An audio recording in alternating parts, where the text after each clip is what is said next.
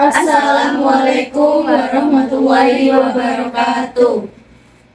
Kami dari kelompok 8 akan melakukan edukasi tentang penerapan Providing Recommended Food Nutrition pada pasien CKD yang sedang menjalani terapi hemodialisis sebagai evidence-based nursing pada tugas mata kuliah keperawatan Dewasa 2. Dan saya Lydia Yusika Sari dengan NIM 11 322 162 dan teman saya Mas Kirana Putri Fatika dengan NIM 113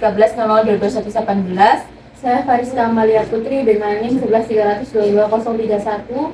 Saya Angelina Vela Ferdinand dengan NIM 11 322 080. Saya Justisia Kalala Putri Habibah dengan NIM 11 322 158. Baiklah, berikut video roleplay penyuluhan yang akan kami tampilkan. Assalamualaikum warahmatullahi wabarakatuh. Waalaikumsalam warahmatullahi wabarakatuh. Selamat pagi Ibu-Ibu.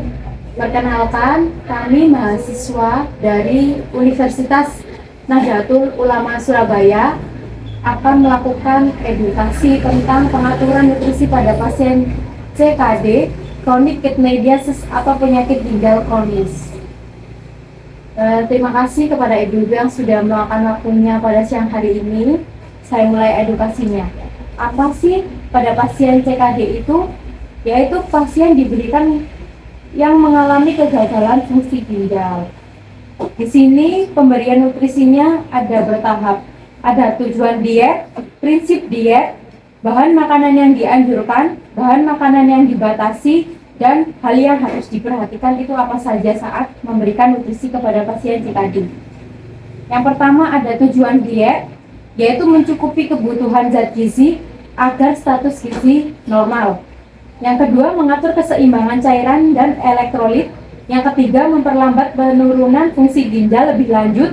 Yang keempat, menjaga agar pasien dapat beraktivitas seperti orang normal pada umumnya.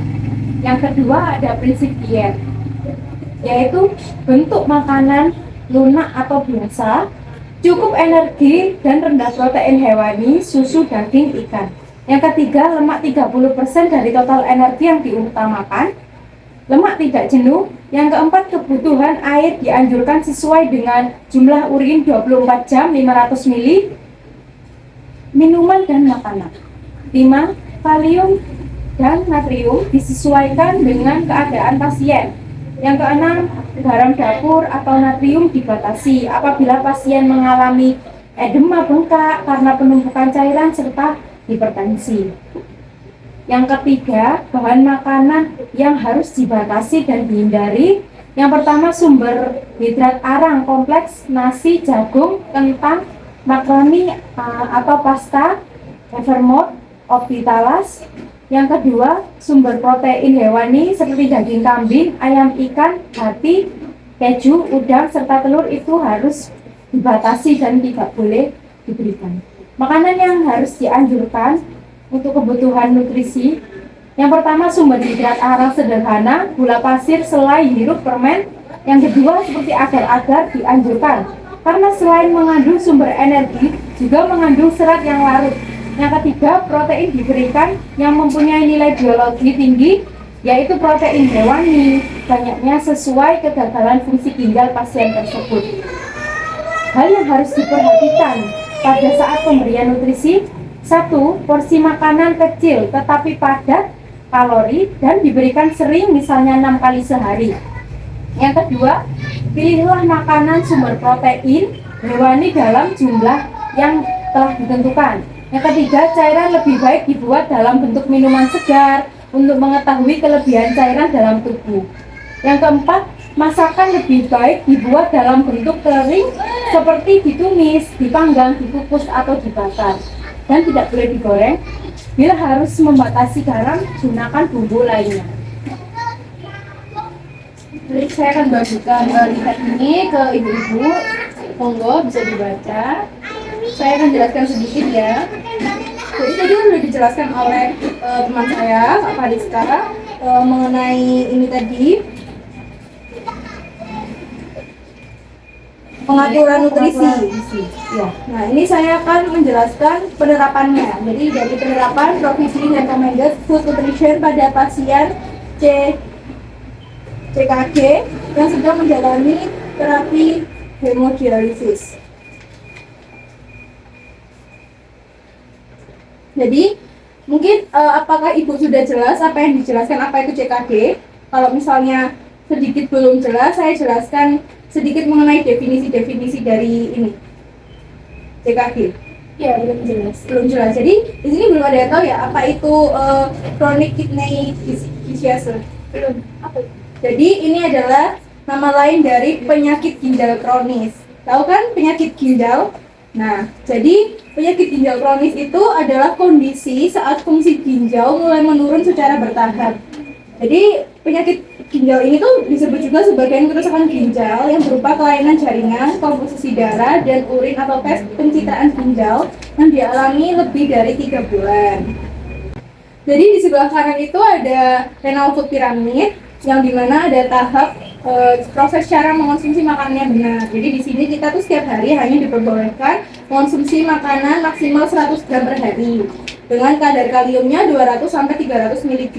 Contohnya seperti ubi putih, jagung, beras ketan, ikan, buncis, dan lain-lain. Kemudian ada bahan makanan juga yang dibatasi maksimal dengan 50 gram per hari dengan kadar kalium 300 sampai 400 mg. Contohnya seperti kentang, singkong, ubi kuning, tepung tapioka, seperti itu. Kemudian di sini ada di sebelahnya ada bagaimana mengatur cairan bagi pasien hemodialis.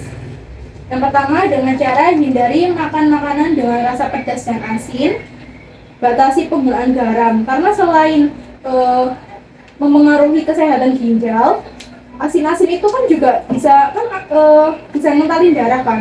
Jadi itu juga bisa menyebabkan salah satu faktor hipertensi. Kemudian yang kedua, makanlah es batu agar dapat memberikan sensasi sejuk di mulut. Yang ketiga, menjaga kebersihan gigi dan mulut. Yang keempat, gunakan gelas kecil pada saat minum dan makanlah permen rasa asam untuk merangsang mengeluarkan air liur. Yang kelima, cara memasak makanan sebaiknya ditumis, dikukus, dipanggang, dan digoreng. Contohnya sayur dan buah yang kandungan airnya dapat diabaikan seperti kol, brokoli, ceri, blueberry, terong, selada, dan seledri. Kemudian saya akan menjelaskan bagaimana cara mengurangi kalium dari bahan makanan. Yang pertama, ibu-ibu kan biasanya sering ya masak sayur gitu ya. Jadi tuh dengan cara itu mencuci sayuran, buah, dan bahan makanan lainnya itu yang telah dikupas dan dipotong-potong itu direndam dengan air hangat terlebih dahulu. Kurang lebih selama 1-2 jam dengan perbandingan air 1:10. Nah, kemudian setelah direndam, kemudian air dibuang dan bahan makanannya dicuci dalam air mengalir selama beberapa menit agar kotoran-kotoran itu harus rontok gitu lah ya, harus bersih. Setelah itu bisa dimasak langsung dan sebaiknya air yang digunakan untuk memasak itu 5 kali lebih banyak dari bahan makanan. Nah, dari penyuluhan dan edukasi yang telah kami berikan, apakah ibu-ibu ini ada pertanyaan yang akan diberikan kepada kami? Iya, Mbak, saya mau tanya ya. Ini kan terapi hemodialisis pada pasien yang terkena penyakit gagal ginjal begitu.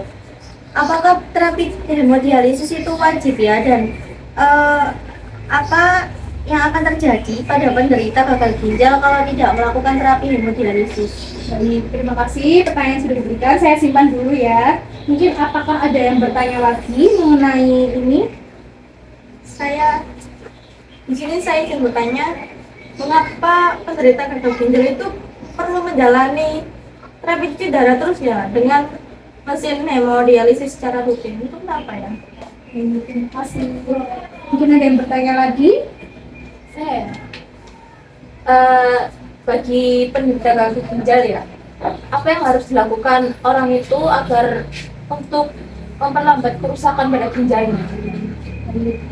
Baik, saya jawab ya ibu-ibu. Saya akan jawab pertanyaan dari ibu siapa kalau boleh tahu? Iya. Ibu Cia, baik. Dari tadi pertanyaan apa yang akan terjadi pada penderita gagal ginjal jika tidak melakukan hemodialisis? Iya. Jadi kalau jika pasien tidak melakukan cuci darah, itu dapat muncul gejala seperti sesak napas, gelisah, kemudian penurunan kesadaran hingga kematian. Jadi bahaya banget. Jadi kalau bisa ya harus melakukan hemodialisis. Apakah jawabannya bisa diterima? Iya, sudah bisa diterima, Mbak. Baik, Terima kasih.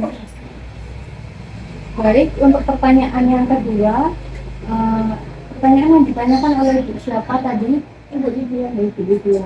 Pertanyaannya tentang mengapa penderita gagal ginjal perlu menjalani terapi cuci darah dengan mesin hemodialisis secara rutin ya.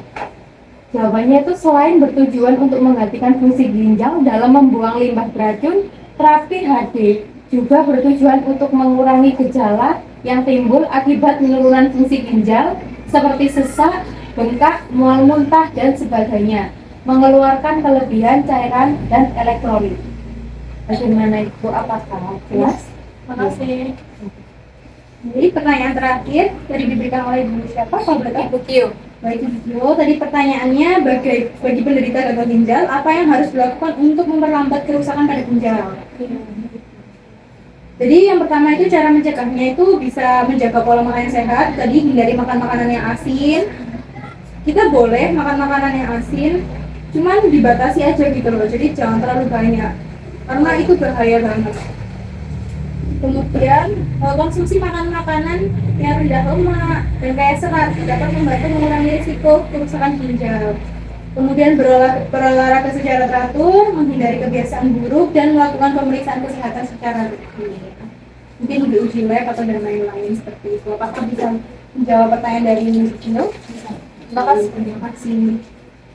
Baik, alhamdulillah sudah selesai penyuluhan kita hari ini dan edukasi yang sudah saya berikan kepada ibu-ibu. Semoga bisa bermanfaat. Amin. Ya, Amin. semoga juga bisa membuat kita lebih terjaga pola hidupnya agar lebih sehat dan terhindar dari sakit ginjal ataupun sakit-sakit yang lainnya. Terima kasih, kami perwakilan dari mahasiswa Universitas Nahdlatul Ulama Surabaya mengucapkan terima kasih banyak sudah diberikan kesempatan untuk melakukan penyuluhan di sini. Terima kasih. Assalamualaikum. Waalaikumsalam.